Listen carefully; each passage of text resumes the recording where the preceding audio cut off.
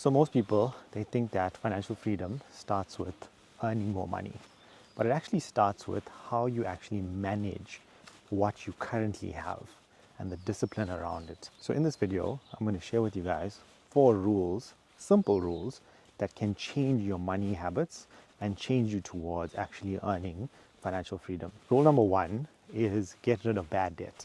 Bad debt, that means any short-term debt that is not making you money. These are things like store accounts, financing your new furniture on credit cards, booking your holidays on credit cards. Basically, it's borrowed money to finance a lifestyle expense, which is something you don't want to do.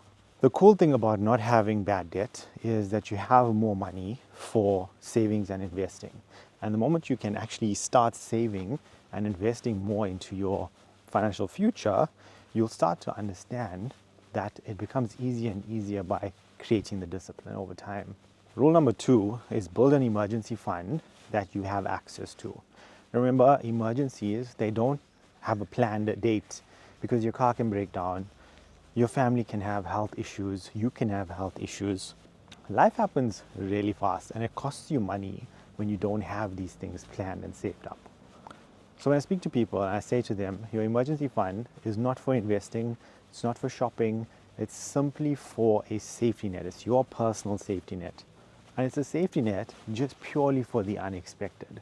I'll give you a quick example of how an emergency fund can actually benefit you. So I had a client who transitioned from different provinces. So they moved from Johannesburg to Cape Town. And in that transition period, they were unemployed for a period of 2 months.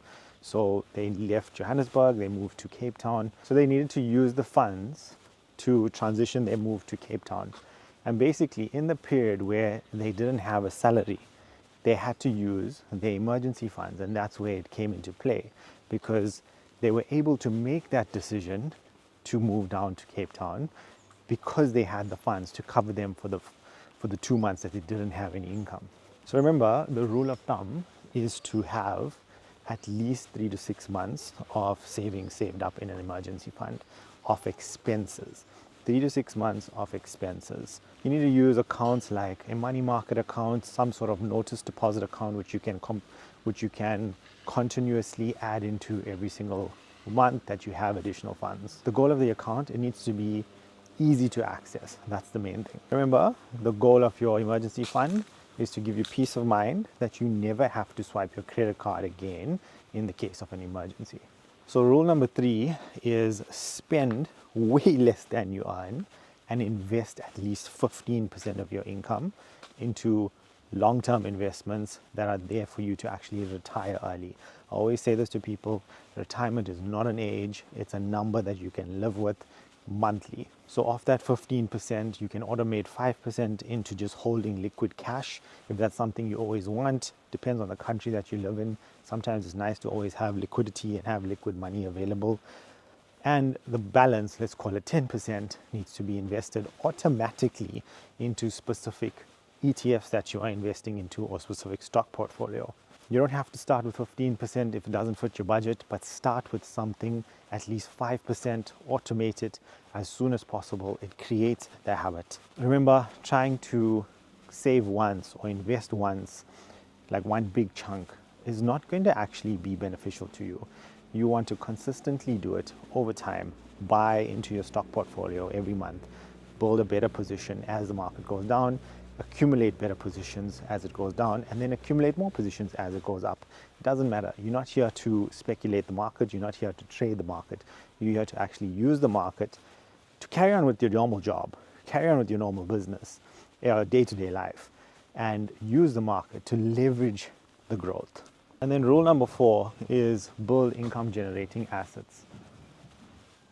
A lot of people don't understand is that you've got to have assets that are continuously working for you, be it investment property, be it your stock portfolio, be it a business that you're leveraging other people's time. That is an asset. I see a lot of people who are content creators. They make a lot of content online, but they don't have anything to monetize. They don't sell a product. They just work with specific brands, and that's cool.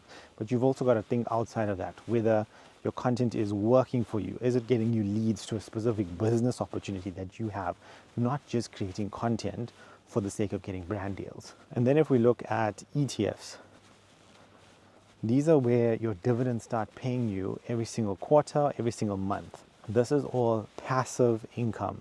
Once you reinvest your passive income continuously over time, it builds an extra position. It builds a position in the market that makes it a bigger position as you grow older. Eventually, you will use your passive income, which is your dividends, to actually live off and supplement your income. Once your assets have now covered your basic needs, your basic expenses month to month, then you've achieved something called financial freedom. You don't have to master all four at once. You can start with just one, snowball it into 2, 3, and 4.